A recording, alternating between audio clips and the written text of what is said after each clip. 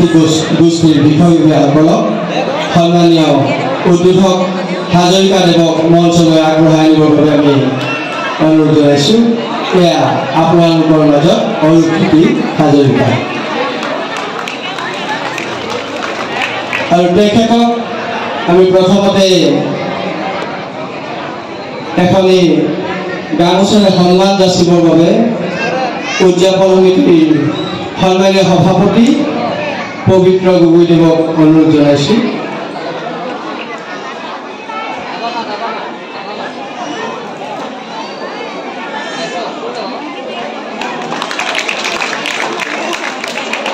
আৰু তেখেতক এখনি চেলেং চাদৰেৰে আদৰণি জনাবৰ বাবে উদযাপন সমিতিৰ সন্মানীয় সম্পাদক দেৱজিৎ বুঢ়াদেৱক আমি অনুৰোধ জনাইছোঁ।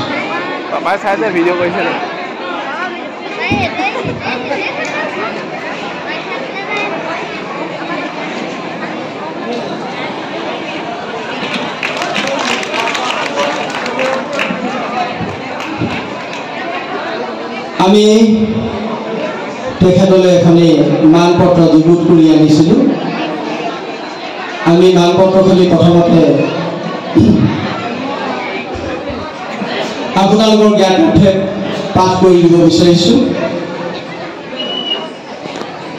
শংকৰ মাধৱ সামাজিক সাংস্কৃতিক গোষ্ঠীৰ উদ্যোগত বৰনগা যুৱ সমাজ পুথিভঁৰাল শান্তিকামী মহিলা সমিতি আৰু চেলেংহাটবাসী ৰাইজৰ সহযোগত তৃতীয় বাৰ্ষিক শ্ৰী শ্ৰীকৃষ্ণৰ ৰাসলীলা উদযাপন সম্বৰ্ধনা পত্ৰ দিনাংক 1 আঘোণ 17 নৱেম্বৰ 2024 দেওবাৰ। স্থান বৰনগা পুথিভঁৰাল আৰু যুৱ সমাজৰ প্ৰেক্ষাগৃহ চেলেংহাট টিয়ক যোৰহাট অসম। প্ৰতি শ্ৰীযুত অৰূপজ্যোতি হাজৰিকা বিশিষ্ট কবি সাহিত্যিক শ্ৰদ্ধেয়। সৰ্বপ্ৰথমে চেলেংহাট ৰাস উৎসৱ উদযাপন সমিতিৰ তৰফৰ পৰা আপোনালৈ অন্তৰৰ শুভেচ্ছা জ্ঞাপন কৰিছোঁ।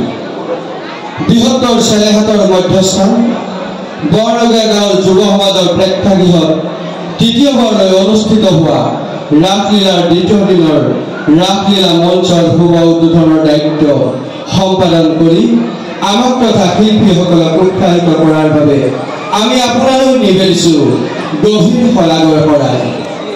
সেই চিৰনমস্য আপুনি কবিতা সাহিত্য সংস্কৃতিৰ ক্ষেত্ৰত যোৰহাট জিলাৰ টিয়কৰ এগৰাকী অমূল্য ৰতন। আপোনাৰ সাহিত্য সাধনাই আকাশ দিয়াওক। আই অসমীৰ বুকুত উপজি আপোনাৰ সাহিত্য সাংস্কৃতিক সামাজিক জীৱনৰ মহান জীৱনবোধেৰে সমাজ জীৱন নিৰন্তৰে জীপান কৰি তুলিছে। সেয়েহে আজিৰ এই আধ্যাত্মিক পৰিমণ্ডলত আপোনাক আগলতি কলপাতত থৈ থুৰীয়া তামোলেৰে কৰিছোঁ বৰণ। আপোনাক ঈশ্বৰে সুস্বাস্থ্য আৰু দীৰ্ঘায়ু প্ৰদান কৰক। এটি আন্তৰিকতাৰে সুনীল দত্ত সভাপতি, তলৈক্য গগৈ পাপু সম্পাদক, শংকৰ মাধৱ সামাজিক সাংস্কৃতিক গোষ্ঠী চেলেংহাট, পবিত্ৰ গগৈ সভাপতি, নীলোৎপল গগৈ কাৰ্যকৰী সভাপতি, দেৱজিৎ দুৱৰা সম্পাদক, শ্ৰী শ্ৰীকৃষ্ণৰ ৰাসলীলা উদযাপন সমিতি দ্বিতীয় বৰ্ষ। মই এই মানপত্ৰখিনি তেখেতক আগবঢ়াই দিবৰ বাবে উদযাপন সমিতি আৰু শংকৰ মাধৱ সাংস্কৃতিক গোষ্ঠীৰ মহিলা সমিতি মহিলাসকলক আমি আগবাঢ়ি আহিবলৈ অনুৰোধ জনাইছোঁ। কেইগৰাকী মহিলাক যিসকলক আমি দেখা পাইছোঁ কেইগৰাকীকে আগবাঢ়ি আহি তেখেতক মানপত্ৰখিনি এখন দি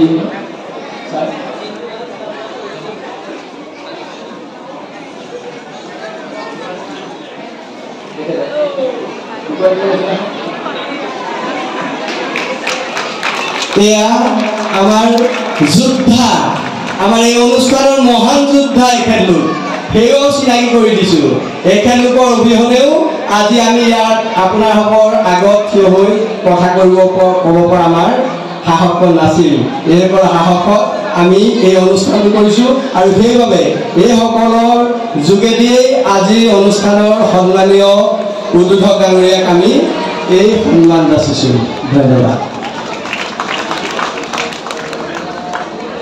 আৰু তাৰ লগে লগে আমি তেখেতৰ হাতত মহান অনুষ্ঠানটি মুকলি কৰিবৰ বাবে মাইক্ৰফোন আগবঢ়াই দিছোঁ। কৃষ্ণ, প্ৰথমতে মই আপোনালোকৰ ওচৰত সেৱা কৰিছোঁ দেই।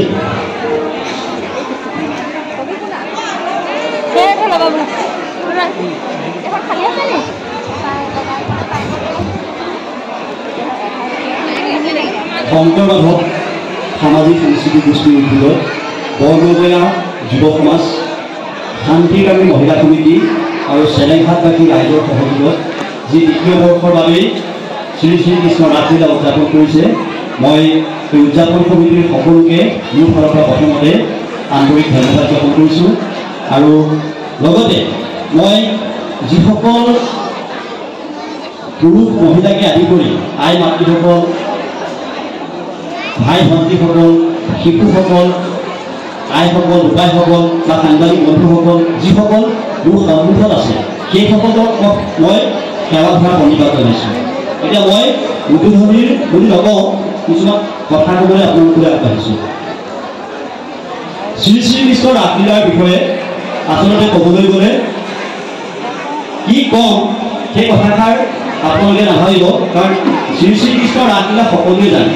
মই খালি তাৰে কিছুমান কথা তাত্ত্বিক বিশ্লেষণেৰে আপোনালোকলৈ আগবঢ়াম। কিন্তু তাৰ আগতে মই এই অনুষ্ঠান ভাগিৰ যিসকল ব্যক্তিৰ প্ৰাধান্যতাত অনুষ্ঠিত হৈছে তেখেতসকলৰ নাম ল'ব লাগিব। মোৰ কাষতে আছিলে সুনীল দত্ত ডাঙৰীয়া, তেখেতৰ প্ৰাধান্যতাত আপোনালোকৰ এই ৰাগভাগী বিশেষকৈ পাতিবলৈ ৰাইজে আগ্ৰহ প্ৰকাশ কৰিছিলে। তাৰপাছত আছিলে সমীৰণ দত্তক মই পাইছিলোঁ, তাৰপাছত পাইছিলোঁ মিতালী আৰামধৰা গগৈ বাইদেউক পাইছিলোঁ আৰু বিউটি গগৈ বাইদেউক পাইছিলোঁ। এইসকলক প্ৰথমতে মোৰ ফালৰ পৰা আন্তৰিক অভিনন্দন আৰু কৃতজ্ঞতা জ্ঞাপন কৰিছোঁ।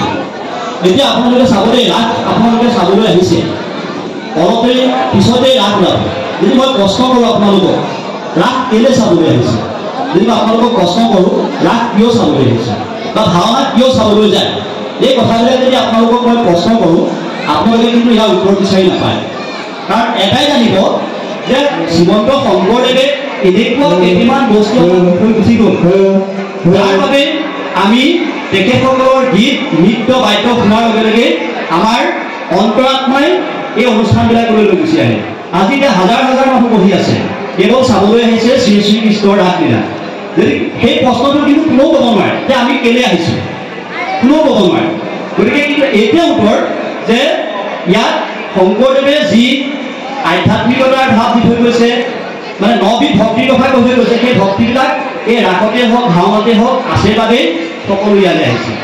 এতিয়া আমি যদি অতীতলৈ গুচি যাওঁ, আপোনালোকে যুগৰ কথা যদি চাই, আমি প্ৰথমতে সত্য যুগৰ কথা কওঁ, ত্ৰেতা যুগৰ কথা কওঁ, দ্বাপৰৰ যুগৰ কথা কওঁ আৰু কলি যুগৰ কথা কওঁ, হয়নে? এতিয়া আমি ক'ত আছোঁ? কলি যুগত আছোঁ। এতিয়া চাব দেই, এই কলি যুগত আমি কি কৰিছোঁ? কৃষ্ণক বা ভগৱানক দেখিছোঁ জানো কোনোবাই? নাই দেখা, কোনো নাই দেখা। কেৱল মাত্ৰ আমি কি কৰিছোঁ? নাম কীৰ্তন আৰু গুণানুকীৰ্তনহে কৰি আছোঁ। যদি সেই সত্য যুগলৈ উভতি গুচি যায়, সত্য যুগত যদি আপোনালোকে যায়, তাত কি কৰিছিলে? ধ্যান কৰিছিলে। মানুহবিলাক সত্যবাদী আছিলে, ধ্যান কৰাৰ লগে লগে ধ্যান কৰাৰ লগে লগে কি হৈছিলে? সেই ভগৱানক লগ পাইছিলে। যদি আপুনি এটা উদাহৰণ হিচাপে গুচি যায়, বাল্মীকিয়ে ৰামায়ণ লিখিছিলে। বাল্মীকিয়ে ৰামায়ণ লেখাৰ আগত কি আছিলে? দস্যু ৰত্নাকৰ আছিলে। তেওঁ সেই ধ্যান কৰাৰ বলতহে সেই বাল্মীকি হ'ল। গতিকে সেই সত্য যুগৰ উদাহৰণ হিচাপে আমি সেইটো কথা ক'ব পাৰোঁ। তাৰপিছত আমি যদি ত্ৰেতা যুগলৈ যাওঁ, ত্ৰেতা যুগত যজ্ঞ কথা আহিলে। সেই যাগ যজ্ঞবিলাক কি আছিলে? সেই ত্ৰেতা যুগতে আছিলে। তাৰপাছত আহিলে দ্বাপৰ যুগ। দ্বাপৰ যুগত কি হ'ল? পূজা পাতল আৰম্ভ কৰিলে। সেই পূজা পাতলত কি হ'ল? আত্মা আৰু পৰমাত্মা। এতিয়া আমি হ'লোঁ আত্মা, এই পৰমাত্মা হ'ল শ্ৰী শ্ৰীকৃষ্ণৰ কথা আমি ক'ব পাৰোঁ। এতিয়া হ'ল আত্মা আৰু পৰমাত্মাৰ য'ত মিলন হয়, সেইটোকে আমি ৰাসক্ৰিয়াৰ কথা ক'বলৈ আগবাঢ়িব পাৰোঁ।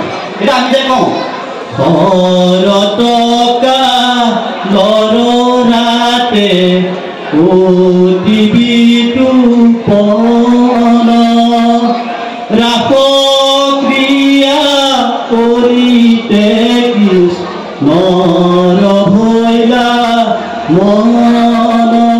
এই গানটো গোৱাৰ লগে লগে কাৰ অন্তৰ লাগি উঠে কওকচোন? প্ৰত্যেকজন ব্যক্তিয়ে এই ৰাসৰ এই গানটো গোৱাৰ লগে লগে অন্তৰাত্মাই টানি আনে এই বস্তুটো কি আছে, অৰ্থটো কি আছে। গতিকে আমাৰ এইবিলাকে হ'ল শংকৰদেৱে দি থৈ যোৱা এটা উপাদান। এই উপাদানবিলাক আমাৰ প্ৰত্যেকজন ছাত্ৰ ছাত্ৰীক প্ৰত্যেকজন ল'ৰাকে হৃদয়ত ভৰাই দিব লাগে, তেতিয়া আমাৰ অপকাৰ কাৰো নহয়। এতিয়া মোৰ আগত দুজন বয়োজ্যেষ্ঠ ব্যক্তি আছে, মই দেখিছোঁ আমাৰ ককাৰ সময়ত মানে মোৰ দেউতাৰ সময়ত দুজন ব্যক্তি আছে, তেখেতসকলে হয়তো বুজি পাব এইবিলাক আচলতে কি, বা তেখেতসকলক আমি প্ৰণাম জনাই পেলাই এইটো ক'ব পাৰোঁ, তেখেতসকলে এই উঠি অহা প্ৰজন্মক বাট দেখাব লাগিব। এতিয়া সেই ৰাসৰ কথা যদি আৰু ক'বলৈ যাওঁ, এতিয়া আমি যদি গাওঁ আহা পক্ষী আহা যাওঁ গকুলতে শ্ৰীকৃষ্ণই নয়ন ভৰি চাই, এই গানটো গোৱাৰ লগে লগে আপোনালোকে যদি মাইকতো গাই থাকে বা কোনোবাই যদি গাই যায় বা এইখিনি শুনিবলৈকে আজি মাজুলীলৈ হাজাৰ হাজাৰ মানুহ গৈছে, ফৰেনৰ পৰা আহিছে। কেলৈ আহিছে? এই গীতবিলাকৰ যি তত্ত্ব আছে সেই তত্ত্ববিলাক উপলব্ধি কৰিবলৈ আহিছে। এতিয়া আজিও যদি আপোনালোকে চাই এই ৰাসখন চাব, চোৱাৰ পিছত অকণমান উপভোগ কৰিব থাকে, আপোনালোকে গুচি যাব, কিন্তু ইয়াৰ তাত্ত্বিক বিশ্লেষণবিলাক আপোনালোকে ল'বলৈ চেষ্টা কৰিব। যদি মই এটা উদাহৰণ হিচাপে দিব পাৰোঁ, কৃষ্ণৰ জন্ম হোৱাৰ পাছত কিমান অসুৰে তেওঁক বধ কৰিবলৈ চেষ্টা কৰিছিল। গতিকে আমাৰ জীৱনটো যদি আমি তেনেকৈ চাওঁ, আজি যদি আপোনালোকে মোৰ কাষতে আছে সুনীল দত্ত ডাঙৰীয়া, 90 দশক শেষতে ৰাস হৈছিলে, তাৰপাছত কিন্তু ৰাস হোৱা নাই। এতিয়া 3 বছৰ হৈছে তেওঁ ৰাস পাতিছে। এই যে নোহোৱাৰ কাৰণটো কি? আমি যে কৈ আছোঁ যে কৃষ্ণ ধৰি লওক তেনেকৈ জন্ম হওঁতে এটা ভাল বস্তু জন্ম হৈছে, তাক মাৰিবৰ কাৰণে কংসই বেলেগ বেলেগ দৈত্য পঠাইছিলে। গতিকে আমাৰ এই কৃষ্ণ ভক্তিবিলাক মানে নাইকিয়া কৰিবৰ কাৰণে কিছুমান অপশক্তিয়ে সদায় ক্ৰিয়া কৰি থাকে। আপোনালোকৰ নিজৰ অঞ্চলবিলাকত চাব, ভাল কাম এটা কৰিবলৈ যাওঁতে হাজাৰটা কষ্ট কৰিবলগীয়া হয়। আজি হয়তো আপোনালোকে সকলোকে মই আহ্বান জনাইছোঁ, বিউতি গগৈ, মিতালী আৰম্ভা গগৈ, সুনীল দত্ত আৰু দীপালী গগৈ বাইদেউ, দীপা গগৈ আৰু যিসকল উদযাপন সমিতি আছে, আপুনি সকলোৰে তেখেতসকলৰ হৈ হাত চাপৰি দিয়কচোন বাৰু তেখেতসকলৰ হৈ। মই কেলৈ কৈছোঁ গম পাইছেনে? এই অঞ্চলটোত ৰাস নাছিলে, গতিকে ৰাস নথকা এটা বস্তু তেখেতসকলে আপোনালোকক দেখুৱাবলৈ চেষ্টা কৰিছে।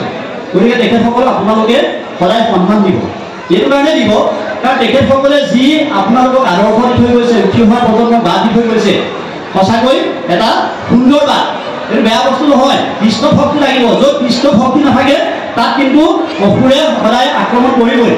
এতিয়া আজি যদি আপুনি চাই কোনোবা এখন গাঁৱত ভাওনা নহয়, ৰাস নহয় চাব, সেইখন গাঁৱত মানে অপকৰ্ম অপসংস্কৃতিৰে ভৰি পৰে। মানে কি? কলিযুগত আছোঁ আমি, কলিযুগত অকল কৃষ্ণৰ নাম ল'ব লাগিব, তেতিয়াহে কলিয়াত ধৰিব।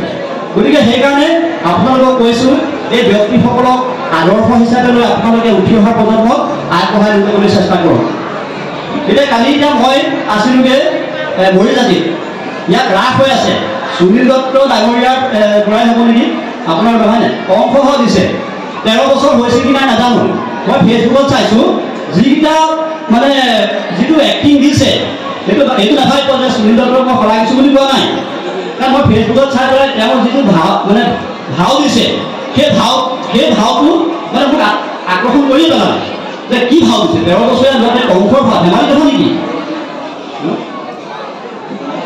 10.5 বছৰে হৈছে বুলি কৈছে। চাওকচোন, 10.5 বছৰীয়া ল'ৰাটোৱে এটা বিশাল কেৰেক্টাৰ মানে কংস মানে আটাইতকৈ ৰাসখনৰ মেইন কেৰেক্টাৰটো হ'ল কংস, সেই কংস ভাও দিছে, ধেমালি কথা নহয়। গতিকে আমি সকলোকে যিমানবোৰ আমি মইনা দেখিছোঁ সকলোকে আহ্বান জনাইছোঁ, আপোনালোকৰ ল'ৰা ছোৱালীবিলাকো ঠিক সেইদৰে আধ্যাত্মিকতাৰ ঢাপ আনিবৰ কাৰণে এই যিবিলাক শংকৰদেৱৰ সংস্কৃতি, এই সংস্কৃতিবিলাকৰ প্ৰতি আগ্ৰহ আনিবলৈ চেষ্টা কৰক, তেতিয়াহে ভাল হ'ব। নহ'লে কিন্তু সমাজ আমাৰ বিশৃংখলিত হৈ গৈ থাকিব। এতিয়া আৰু এটা কথা কৈছোঁ, এই ৰাস যে পতা হৈছে, ৰাসত বাদ্যযন্ত্ৰ যিসকলে বজায়, এই বাদ্যযন্ত্ৰ বজোৱাসকলক কিন্তু আপোনালোকে তেখেতসকলৰ বাবে এটা হাত চাপৰি মাৰিব পাৰে। মই অনুৰোধ কৰিছোঁ, বাদ্যযন্ত্ৰ যিসকলে বজায় তেখেতসকলৰ কাৰণে আপোনালোকে হাত চাপৰি বজাওক। লগতে যিসকলে এই ছেটিংছৰ ব্যৱস্থা কৰি আছে, মানে আপোনালোকে ৰাস উপভোগ কৰিব, ইয়াৰ পিছত বগলী ওলাব, অধাসুৰ বকাসুৰ ঢেৰ কিবা কিবি ওলাব, তেখেতসকলকো আপোনালোকে তেখেতসকলৰ হৈ এটা হাত চাপৰি মাৰক। মানে আপোনালোকৰ গৰম উঠিব, ঠাণ্ডা লাগিছে চাগে, গতিকে সেই হাত চাপৰিলৈ তেখেতসকলে আশীৰ্বাদো পাব, আপোনালোকৰ ইভাগে গৰমো উঠিব। গতিকে আমি সকলো এটা পৰম্পৰাৰ এটা শিকলি বান্ধোনেৰে আমি আগবাঢ়ি যাব লাগিব। গতিকে এতিয়া যিহেতু আপোনালোকে ৰাস চাবলৈ আহিছে, ৰাসৰ কথা ক'লোৱে। আৰু এটা কথা কৈছোঁ যে ছাত্ৰ ছাত্ৰীসকলক কৈছোঁ, তোমালোকক যদি মই প্ৰশ্ন কৰোঁ, কংসৰ মাকৰ নাম তোমালোকে জানানে বাৰু? আমি সদায় কংসৰ দেউতাকৰ নামটো জানো উগ্ৰসেন, ইয়াত আমি উগ্ৰসেনৰ চৰিত্ৰটো আমি দেখোঁ। কিন্তু কংসৰ মাকৰ নামটো হয়তো যদি কাৰোবাক সোধোঁ, 2-4জন ঘূৰাই দিব পাৰিব উত্তৰ, কিন্তু সকলোৱে নহয়। গতিকে সেইবিলাকো পঢ়িব লাগিব। আৰু শুদ্ধটোতো কৈছোঁ পদ্মাৱতী, বুজি পাইছেনে? গতিকে এইবিলাক আমাৰ পঢ়ুৱাব লাগিব, এইবিলাক অধ্যয়ন কৰিব লাগিব। অকল আমি ৰাস কৰিবলৈ আহিলে নহয়, সেই ৰাসৰ ওপৰত আপোনালোকে তাত্ত্বিক বিশ্লেষণবিলাক কৰক। এতিয়া আৰু এটা কথা কৈছোঁ, চাব দেই, মহাৰাসৰ লগে লগে আপোনালোকে শংখচূড় দেখে, হয় নাই? শংখচূড়ে দেখা যায়, সেই শংখচূড়ে কি হয়, কৃষ্ণৰ নিজকে মানে অহংকাৰ ভক্ত হৈ পেলাই কি কৰিবলৈ আহে, নিজে ভগৱান বুলি কৰিবলৈ আহে। আচলতে মানুহ জানো ভগৱান হ'ব পাৰে? কেতিয়াও নোৱাৰে। গতিকে আমি কি কৰিব লাগিব, এজনে পৰম ব্ৰহ্ম, সেইজনে হ'ল কৃষ্ণ, আৰু সেই কৃষ্ণকে আমি সাৰথি কৰি পেলাই আমি কামবিলাক কৰিব লাগিব। দ্বিতীয়জন কোনো হ'বগৈ নোৱাৰে। গতিকে এইবিলাকে হ'ল ৰাসৰ তত্ত্ব। আপোনালোকে ৰাসৰ সকলোৱে জানে কাহিনী, কিন্তু সেই কাহিনীবিলাক আপোনালোকে তাত্ত্বিক বিশ্লেষণ কৰক, মানে তুলনামূলক অধ্যয়ন কৰক। সেই তুলনামূলক অধ্যয়ন কৰিলেহে আপোনালোকে সেই ৰাসৰ কি হৈছে, কি নাই হোৱা আপোনালোকে গম পাব। এতিয়া আমাৰ এনেকুৱা হয়, ল'ৰা ছোৱালীবিলাকে নপঢ়ে, হয়নে? সৰুতে নপঢ়ে। এতিয়া আপোনালোকে যদি চাই, কৃষ্ণৰ ৰাসলীলাখন যদি চাই, কৃষ্ণই জানো পঢ়িছিলে? আপোনালোকৰ প্ৰশ্ন হয়নে বাৰু? যে আমি দেখোঁ যে কৃষ্ণই মানে গৰু চৰু চৰাই আছিলে, হয়নে? গতিকে এইটো ক'বলৈ বিচৰা নাই যে পঢ়িবলৈ হাত দিবলৈ বিচৰা নাই। গতিকে সেই তাত্ত্বিক বিশ্লেষণবিলাক কেনেকৈ কৰিছিলে সেইখিনি আপোনালোকে আগবাঢ়িব লাগিব। বাৰু যি কি নহওক, আমি আপোনালোকৰ আগত দুআষাৰ কথা ক'লোঁ, আৰু সেই কথা ক'বলৈ আসন দিয়াৰ কাৰণে মই উদযাপন সমিতিৰ সকলোকে মোৰ ফালৰ পৰা ধন্যবাদ জ্ঞাপন কৰিছোঁ। বিশেষকৈ আপোনালোকৰ এই এটা ডাঙৰ অঞ্চললৈ গৈছোঁ, বৃহত্তৰ অঞ্চলত আমি ইয়াত উপস্থিত হ'বলৈ পাই আমি নিজে ধন্য মানিছোঁ। আৰু উদযাপন সমিতিৰ লগতে এই সমূহ চেলেংবাসী ৰাইজক আমাৰ ফালৰ পৰা আমি ধন্যবাদ জ্ঞাপন কৰিছোঁ। খালি মই আৰু এটা কথা কৈছোঁ, আপোনালোকে সদায় এই কৃষ্ণ সংস্কৃতিকে লৈ পেলাই একগোট হ'বলৈ চেষ্টা কৰক। ইয়াত কোনো ধৰ্ম বা কোনো জাতিৰ কথা চিন্তা কৰিব নালাগে। আজি কোনোবাই বেলেগ এটা জাতিৰ মানুহেও ইয়াত ৰাস ল'ব পাৰে, অন্য সম্প্ৰদায় বেলেগ ৰাস ল'ব পাৰে। খালি সকলোৱে মিলা প্ৰীতিৰে একতাৰ এনাজৰে বাস কৰিবলৈ চেষ্টা কৰক। কাৰণ আমাৰ এতিয়া আমি যিটো জাতিৰ সংকটত ভুগিছোঁ, সেই জাতিৰ সংকটত ভোগাৰ আগমুহূৰ্তত প্ৰাকখনত আমি এই ৰাসৰ মঞ্চৰ পৰা আমি সকলোকে আহ্বান কৰিছোঁ, আপোনালোক এক হ'বলৈ চেষ্টা কৰক, একেটা মঞ্চতে থিয় হ'বলৈ চেষ্টা কৰক। আপোনালোকৰ এই আদৰ্শ স্বৰূপ সুনীল দা আছে, সমীৰণ দত্ত আছে, আমাৰ ছাৰ আছে, গতিকে বিউটি বাইদেউ আছে, সকলোকে লৈ আপোনালোকে এইখন কি ৰাস, ইয়াতকৈ আৰু উন্নত পৰ্যায়ৰ ৰাস কৰিব পাৰিব যদিহে সকলো এক হৈ থাকে। গতিকে এইখিনিকে ক'লোঁ, আৰু শেষত মই ৰাসৰ মঞ্চ উদ্বোধন হ'লোঁ বুলি মোৰ ফালৰ পৰা ঘোষণা কৰিলোঁ। ধন্যবাদ।